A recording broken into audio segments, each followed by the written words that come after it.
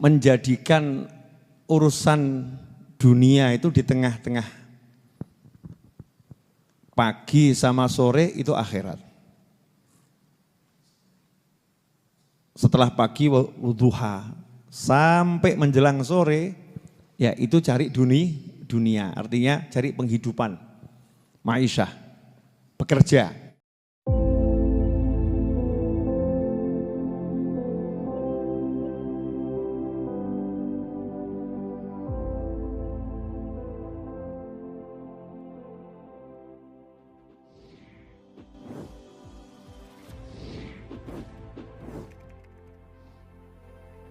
Nah, pasar itu dikatakan tempat yang banyak sekali godaan syaitan. Ya, banyak sekali godaan syaitan. Bagaimana caranya agar kalau kita di pasar, di mall, supermarket, dan semisalnya, tempat jual beli, kita bisa mendapatkan pahala yang besar dan terhindar dari banyak dosa. Di pasar itu ada dua kelompok manusia. Yang pertama adalah manusia yang dari pagi sampai sore atau sampai tutupnya pasar ada di situ. Yaitu pedagangnya, penjualnya. Yang kedua, manusia yang datang pergi alias orang yang belanja, konsumennya. Mungkin yang menyaksikan tayangan ini, ya mungkin ada yang termasuk bagian dari penjualnya.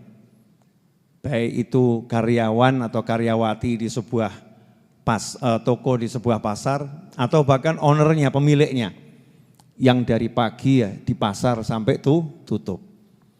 Nah ini sayangnya banyak yang kerjanya di pasar tapi enggak dapat pahala besar. Banyak yang dia itu masuk ke pasar untuk belanja, keluar juga enggak dapat pahala besar.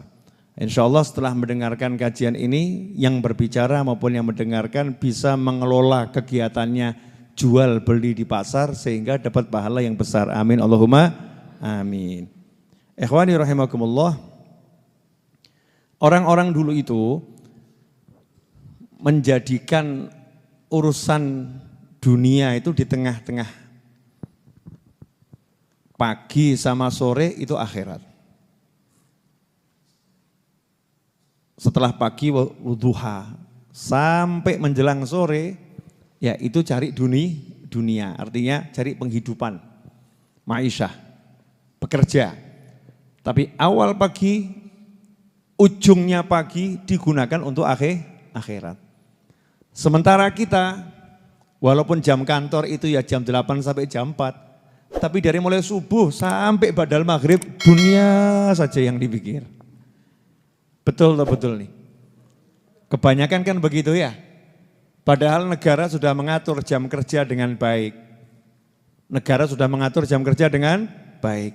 Tapi kitanya ini loh kok kayak seperti ketakutan gak bakal dapat rezeki. Sehingga tidak mengatur akhirat. Dikatakan oleh Imam Ghazali dalam kitab Ihya Ulumuddin, wa kana salihus salaf yaj'aluna awwalan nahar wal akhirahu lil akhirah.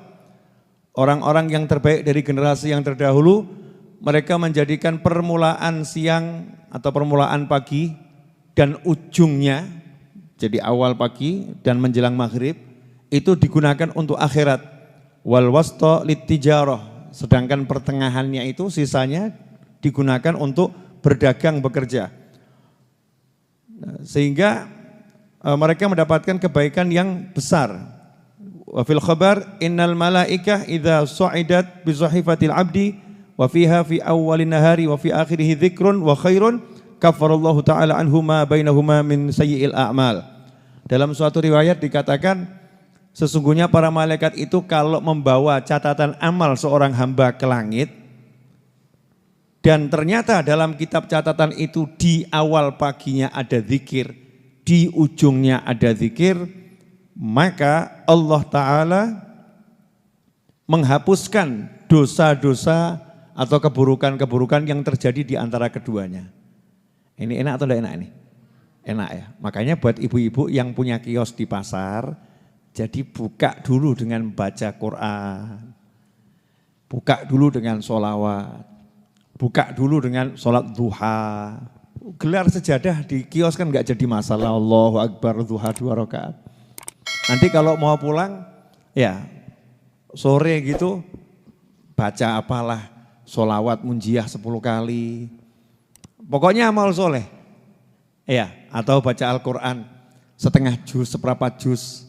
Sehingga di awal dan di akhirnya itu dia sudah baik. Sehingga yang terjadi di antara keduanya akan dihapuskan keburukannya oleh Allah Subhanahu wa ta'ala, akan diampuni.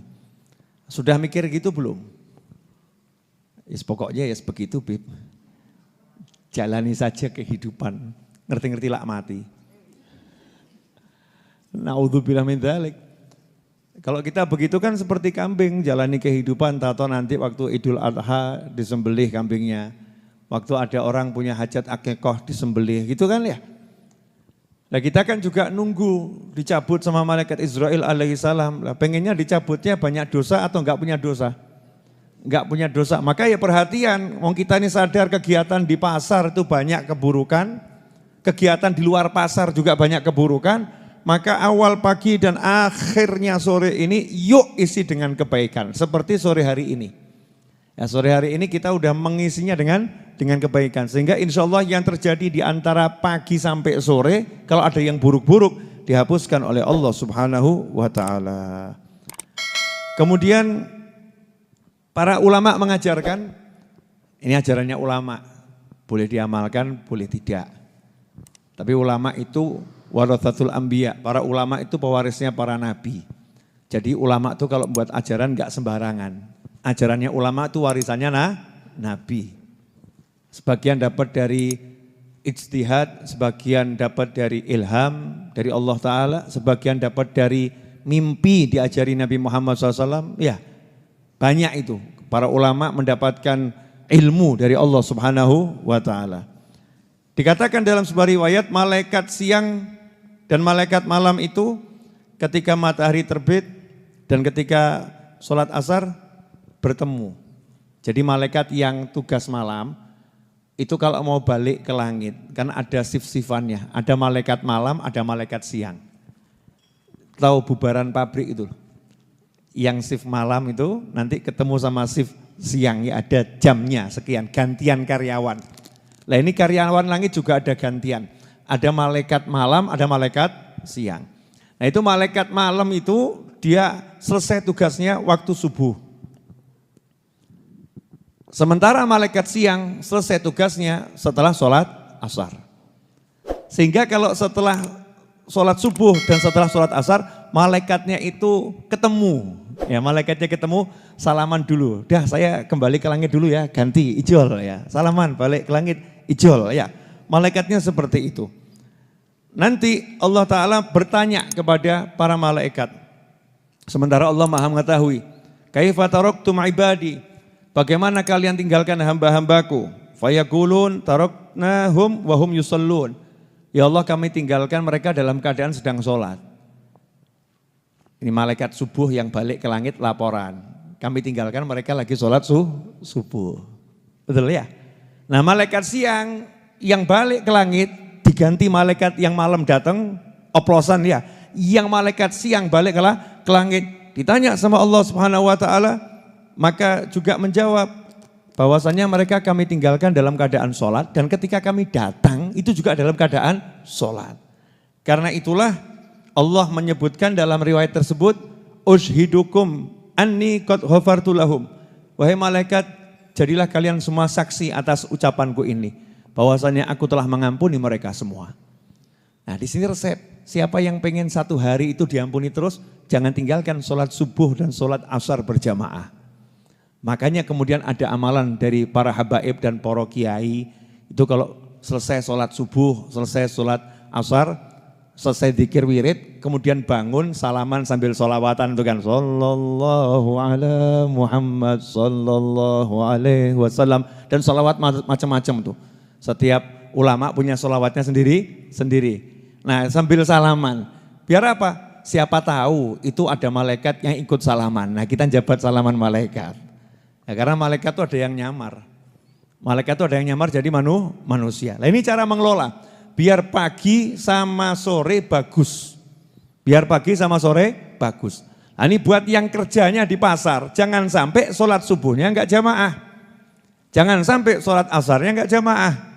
Yang punya kios di pasar, yang punya toko di pasar, yang hidupnya di pasar terus di mall, di supermarket. Pokoknya subuh sama asar minimal paling sedikit.